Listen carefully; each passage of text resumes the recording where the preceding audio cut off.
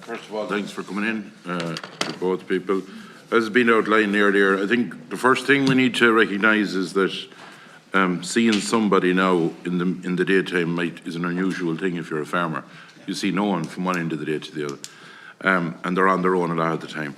So I'm not going to. Everyone has to try and speak here.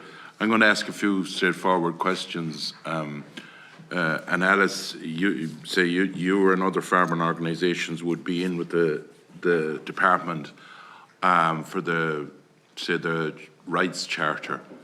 Is part of the rights charter, is there a section in it for mental health and well-being? And if not, how is that was never included for the farmers? And for Teagasc, you get a good bit of government funding.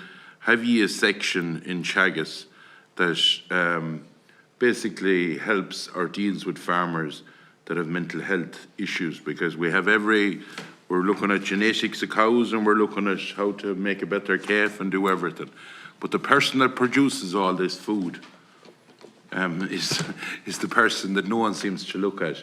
And I'm asking ye, what have ye done for that? That's my two questions. Thank you. I'm going to questions there. Okay, I'll take them briefly and then hand over to my colleague.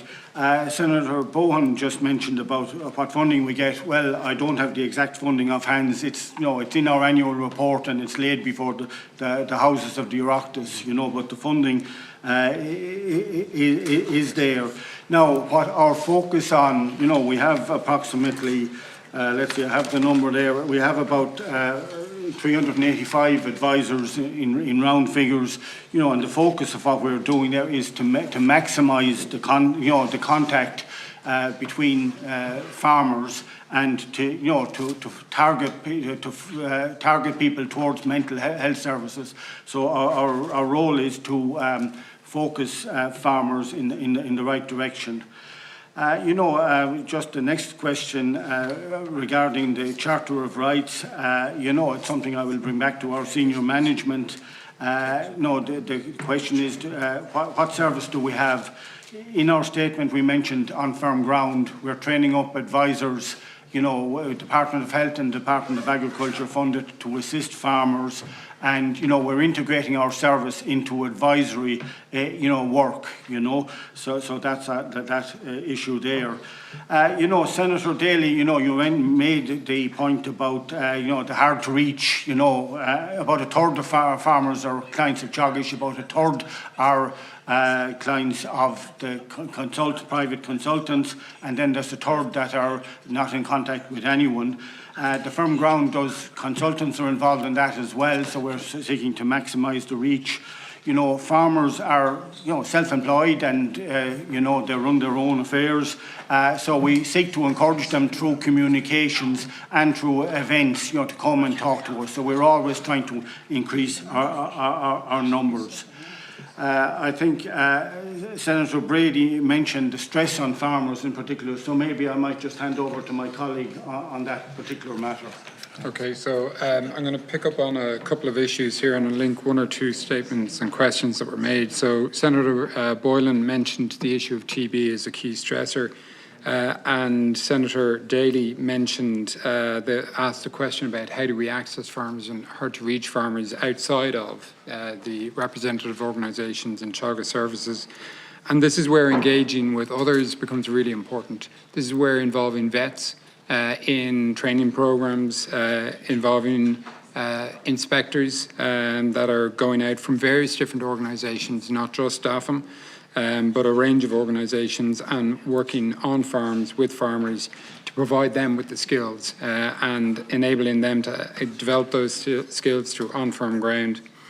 In terms then of,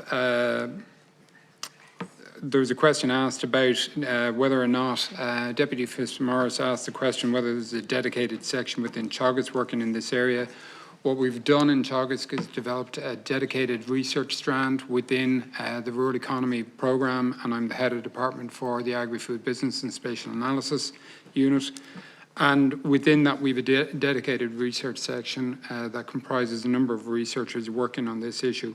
We collaborate really closely with our advisory colleagues and our education colleagues in order to integrate the services that we're developing into the day-to-day interactions that we have with farmers. And that is really, really important. We don't want to single out people or stigmatise mental health in any way. We want to integrate the supports that we're providing into our day-to-day context with farmers.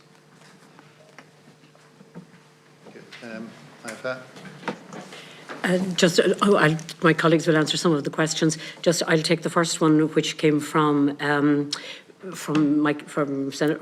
Deputy Fitzmaurice, and basically on the Farmers' Rights Charter. Deputy, I wasn't in on the drawing up of that, but I have read it numerous times, and whereas I cannot say definitively that there is anything about mental health in it or not in it, I can tell you that it obviously isn't very clear in it because it's not coming to my mind at this point in time, and if it was, it would be there.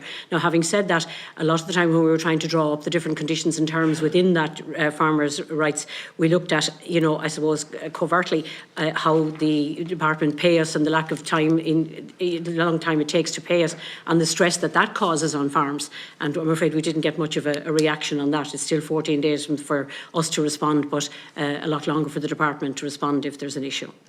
My colleague Claire will take the one on funding for Deputy Wyler.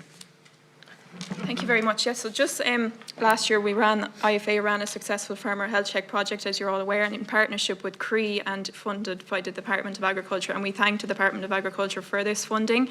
We received €210,000 to carry out 1,000 health checks for last year's project. We carried out this very successfully. There was a huge uptake from our farmers on the ground. So we went back into the department this year, and we've been funded €250,000 for 2,000 health checks. So double the scale of the project this year. So I suppose with our project, we committed to doing something different. We wanted to meet the farmers on the ground. We wanted to go to somewhere where they felt comfortable, where they felt that they could engage with us. So I suppose we set up in various marts around the country. This wasn't just for convenience. I suppose it was to meet the farmers there, that they felt comfortable. There was respect. There was trustworthy there amongst us as IFA and CRE as the nurses. So I suppose that's, if we want to continue to reach these vulnerable people or vulnerable farmers in these areas, this is something that we need to consider on a yearly basis. Funding is available to continue this project. We have met these people on the ground. The recommendations and the feedback from the farmers has been exceptionally good. We've had a huge uptake. So I suppose IFA are very proud to have achieved such a successful project last year, and we are really looking forward to carrying out this project again in the coming weeks. Teresa Roach, who's chair of our farm family, will take the question and on how we got to these vulnerable people. Thank you very much. Yes, I think our project has shown and identified, I think, one of the most serious and, I suppose, sectors which is our most vulnerable sector, which is agriculture. I think we have to accept and highlight that there's the mental health and the well-being of our farmers is priority in agriculture. We would say the most vulnerable sector needs are the challenges that farmers face. Our project for the Farmer Health Check programme highlighted at least 23 red flags that showed the challenges that farmers face each day.